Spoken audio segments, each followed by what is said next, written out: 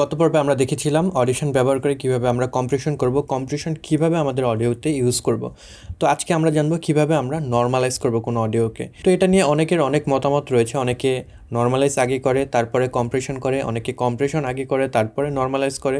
এটা নিয়ে দ্বিমত রয়েছে, তবে আমার কাছে নর্মালাইজ একদম লাস্টের থিং মনে হয়। কারণ আমি যদি কোনো অডিওকে নর্মালাইজ করি, সে কিন্তু মূলত আমাদের যে একদম নয়েজ ফ্লো রয়েছে সেটা থেকে শুরু করে অ্যাকচুয়াল যে অডিও সব কিছুকে একসাথে বুস্ট করে। সো আমি যদি আগে কম্প্রেস করে নিই তাহলে যেটা দেখা দেবে, আমার কিন্তু নয়েজ ফ্লোটা সেভাবে ইনক্রিজ হবে না। লাস্টের থিং হলো আমার নর্মালাইজ করা। অনেক সময় দেখা যায় আপনার নর্মালাইজ করার দরকার নেই। তো নর্মালাইজের কনসেপ্টটা কি সেটা যদি একটু আমি দেখে নিই। এখানে আমি একটা অডিও তৈরি করে নিয়েছি, সেটা যদি আমি প্লে দিই দেখতে পারবেন। সবাইকে স্বাগতম জানাচ্ছি নতুন একটা ভিডিওতে।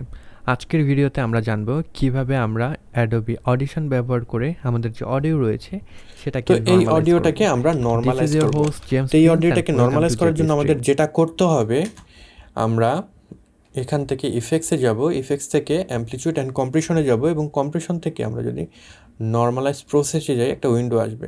তো এখানে আপনি মূলত অডিশনকে বলে দেবেন কোন লেভেলে নর্মালাইজ করবে। এখানে আমাদের যে পিক রয়েছে সেই পিকটা যদি একটু লক্ষ্য করেন, এখানে রয়েছে মোটামুটি 6-7 মতো আমাদের পিক রয়েছে। তো এখন নর্মালাইজ করলে যেটা হবে, এই সব কিছু আমার ইনক্রিজ হয়ে যে পজিশন দেবো, আমি যদি মনে করেন -1-এ নর্মালাইজ করি, সেটা এই পজিশনে আমার যে হাইয়েস্ট পিক সেটা চলে যাবে, এবং অ্যাগেন আমার এই যে নয়েজ সেটাও ইনক্রিজ হবে। আমি যদি আপনাদেরকে দেখাই, ইফেক্টসে যাব, অ্যামপ্লিটিউড কম্প্রেশন, তারপরে যদি নর্মালাইজ প্রসেসে যাই, এখান থেকে আমি যদি -1 দিয়ে দেই, তাহলে যেটা হবে, আমার যে হাইয়েস্ট পিক সেটা কিন্তু বেড়ে গিয়েছে। অ্যাগেন দেখেন, এখানে কিন্তু আমার এই যে এখানে লক্ষ্য করেন, আমার যে নয়েজ ফ্লো রয়েছে সেটাও কিন্তু বৃদ্ধি পাচ্ছে। আমার অডিওর সব কিছু বৃদ্ধি পাচ্ছে, তার সাথে নয়েজ ফ্লোরও বৃদ্ধি পাচ্ছে। এবং আমি যদি কম্প্রেশন করি, কম্প্রেশনে যেটা হবে, আমি অ্যামপ্লিটিউড কম্প্রেশন সিঙ্গেল ব্যান্ডে গেলাম, এখান থেকে আমি 19 দিলাম, 4 দিলাম, 2 দিলাম, আমি র্যান্ডম কিছু ভ্যালু দেই।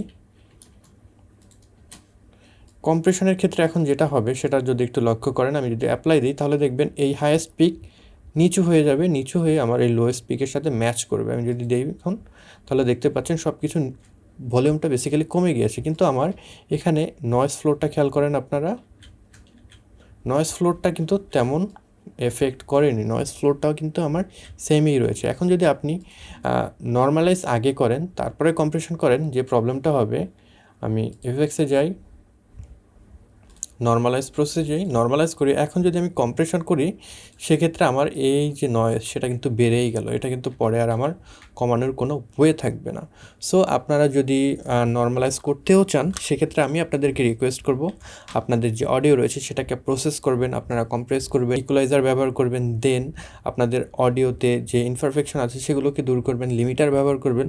লাস্টলি আপনার যদি অডিও লেভেল খুব কম থাকে, আপনার যদি বুস্ট করার দরকার হয়, সেক্ষেত্রে অ্যামপ্লিফিকেশন যে অপশন আছে সেটা ব্যবহার না করে আপনারা যদি নর্মালাইজ করেন, ভালো একটা রেজাল্ট পাবেন। তো এই ছিল নর্মালাইজ সম্পর্কিত ছোট একটা ভিডিও। আশা করি ভিডিওটি আপনাদের ভালো লেগেছে। যদি ভালো লেগে থাকে তাহলে অবশ্যই লাইক করবেন, কমেন্ট বক্সে মতামত জানাতে ভুলবেন না।